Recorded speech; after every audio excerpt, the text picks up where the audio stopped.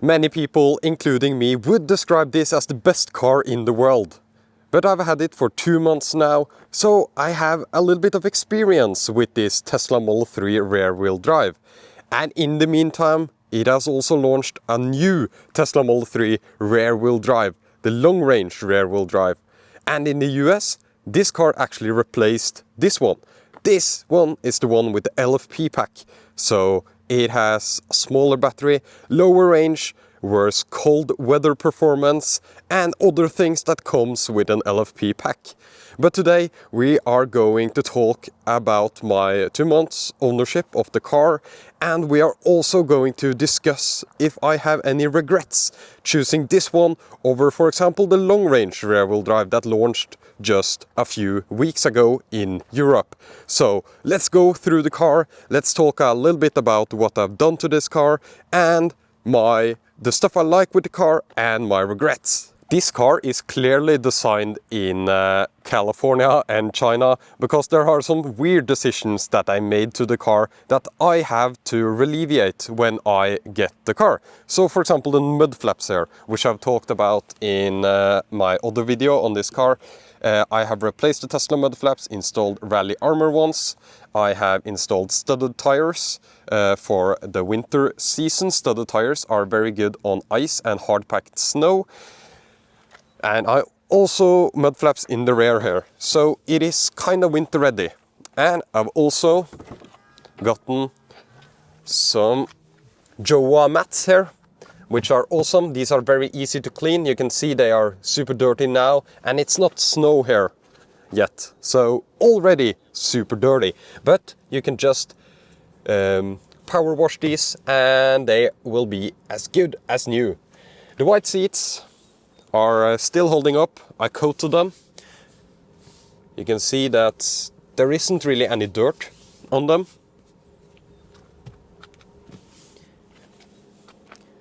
So it seems to be holding up great, even though there has been a lot of mud and really bad conditions, really. And you can see the passenger seat also quite heavily used, I would say. Both the passenger seat and the rear seats are used. I've had my dog in this car, and 2 months in, not a single mark of any kind of wear or tear like you would expect. It's only been like 8 weeks, so no surprises there.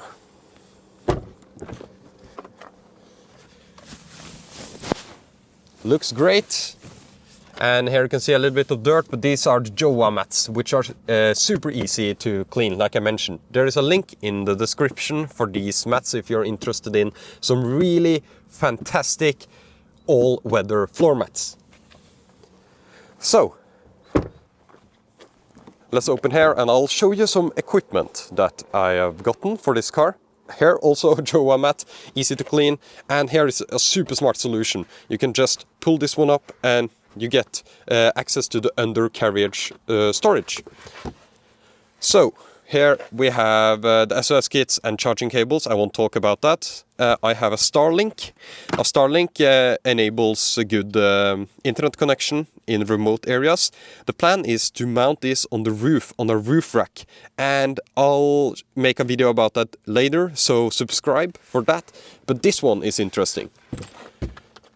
So I bought a tire inflator and repair kit, which I've actually used to make the tires the correct pressure. It's just a very simple unit. It's the one from the official Tesla shop, and I've used it for a little while now, both for my tires and the i3 tires, and I recommend this one. Pick it up. And this one I got for free because you used my referral. You can still use my referral if you're interested in buying a Tesla. The referral gives you benefits and me benefits. It's a win-win situation. Please use someone's referral. Aside from that, that's pretty much how the car looks today. There are no damages, no paint chips or stuff like that. I've driven it across the mountains. No major issues of any kind to the paint or anything.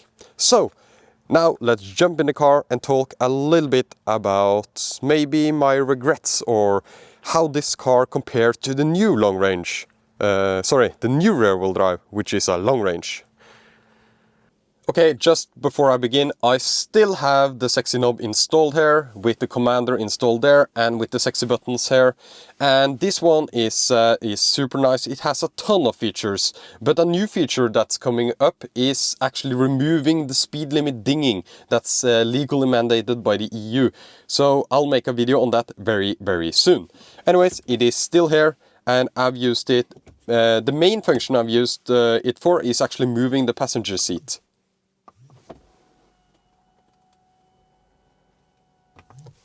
Which is absolutely amazing to be able to do from here. It's not even possible to do via the screen in the Tesla. So you have to have some kind of third-party thing to do it remotely.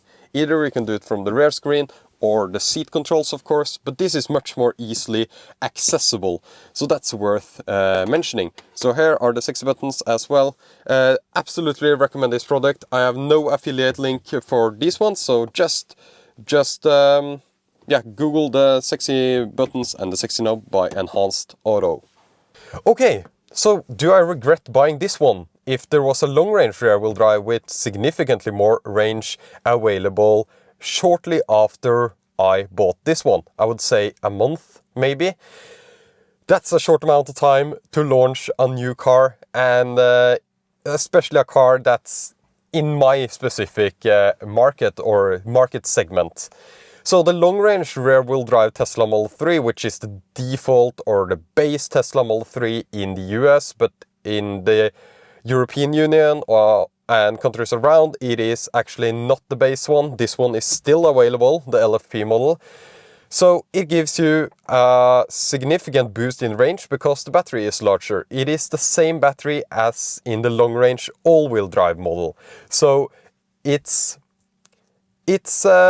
quite a good range upgrade, but it's also more expensive. It's about 4,000 euros, 4,000 US dollars. I can't remember the conversion rate right now, but that doesn't really matter. It's around 4,000 euros more expensive. And you still don't get the good sound system. This one has the base sound system, the long-range rear-wheel drive has the base sound system, and it also has the base interior, which I have fixed by upgrading to the white interior. Then you get a full premium interior with like fake leather door cards and everything. So I recommend going for the white interior, regardless of which Tesla you choose, but especially if you go for the cheaper ones, which have kind of like a fabric material here on the black ones, instead of Alcantara, which are on the long range. So, do I regret not going for that one? Well, I kinda do, and I kinda not do. This one has so much range for me here in Norway. I've driven it from Bergen to Oslo. I made a video without charging. That's 7 hours without charging. So this battery should be enough for me, right? Well, I am planning on taking this on significantly longer trips. Going to the north and actually going for Bergen Trondheim. There is a video coming up for that. Driving in the snow, testing the rear wheel capabilities in the snow, and having a battery with a little bit more range would be nice, but I don't think it's a deal breaker for me. And I think it's kind of fun to test the LFP battery in the winter. Don't you think? Do you want data on the LFP battery in the winter? Here is, I'll show you.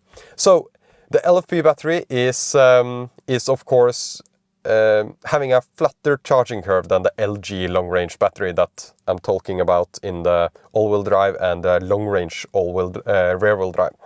And this battery has, it has a flatter charging curve. This means that it doesn't really matter that much when you plug in. It's still faster down low, but not to the extreme amount that we have seen in the LG battery that's available in the long-range and performance Model 3s. And I don't think the LG battery is any good. It is much worse than the Panasonic battery that they get in the US. So it's not really a battery that I crave to test. But what I've heard is that this specific LFP Tesla Model 3, the cheapest one in Europe, and not available in the US, will come with a new upgraded LFP battery. And that's a concern to me, because that's exactly what I want. I want the newest technology to test for this channel and for my own nerdiness. I want to really test the batteries in super cold conditions, in the worst conditions possible. And yeah, but if that battery is better, this one is still a good test, because then everything with the new battery will apply to this one, in that sense that this is the worst case scenario car to test in the winter. It is actually the cheapest Tesla in the world, and it's also without incentives. Cheapest Tesla in the world without incentives, because the US has some crazy incentives now. So I can't wait to test this car in super winter storm conditions, because if this car can do it, most other electric cars, at least in a little bit more expensive price range, can do it. It is the worst battery for cold weather performance. It is the worst drivetrain in terms of, actually it's a very good drivetrain, but it's the worst, all-wheel drive is better than rear-wheel drive in the winter. So yeah.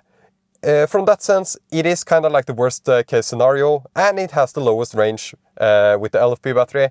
So, lowest range Model 3. So, it's kind of interesting for me to test regardless. And I think it will make for some interesting videos for you guys to test this to the extreme levels. A lot of people will ask me if I got used to these blinkers. Now I've used them for a little while, and kind of yes and kind of no. On highways, it is completely fine. On highways, no problem. You just sit here and you can blink between the lanes. In turns, it is okay as long as it auto cancels when you're done with the turn. If not, it is kind of annoying. But in roundabouts, it absolutely sucks, because when you blink out of the roundabout, this one is the one to blink out of the roundabout. When you blink into the roundabout, then you're here, and then you blink out of the roundabout. It is super annoying, and a lot of people say that, oh, it's just always the bottom button. Yeah, it doesn't matter. I know where to press. It's the hand placement that is super annoying. Let's talk about charging. 170 kilowatts max if you are at like 10% or lower, or 15% or lower. I can't remember the charge curve right now. And then it holds 170 for a while, then it jumps down to 140. And considering this is a small 60 kilowatt hour battery, it is kind of acceptable for charging wise, because the curve is quite good. And especially if you're up high at 80-90%, instead of throttling down to 30, 20, 10, 5 kilowatts, it holds kind of like a 50 kilowatts for a little while. So the total charging time is quite low for this battery pack, but it's still a generation 1 LFP pack. We have tested the BYD Blade battery, which is way better. It has 170 kilowatts at no matter where you plug it in almost, and it charges significantly faster than the LFP battery that we find in this car, the Cattle battery.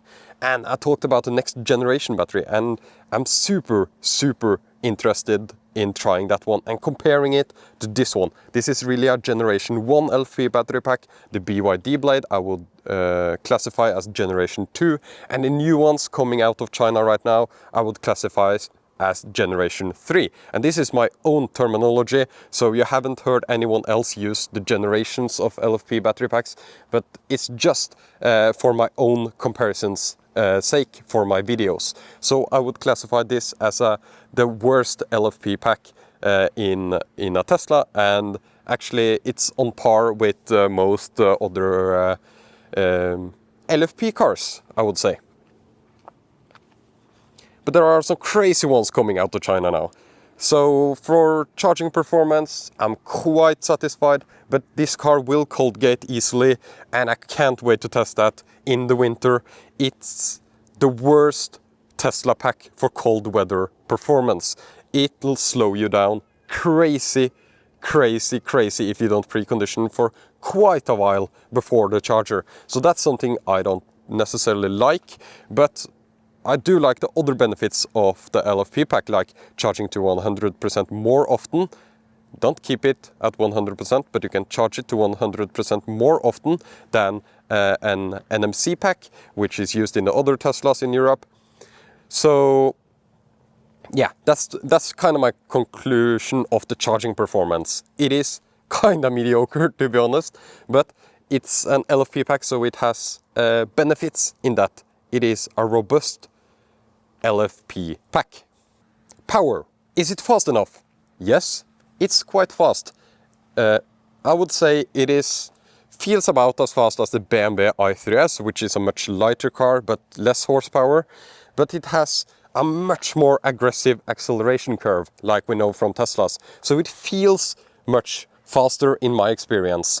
It is more than fast enough for Norwegian roads, more than fast enough for passing just about anything. I'm a little bit curious to test it in the winter, because you usually need a little bit more power depending on the traction conditions.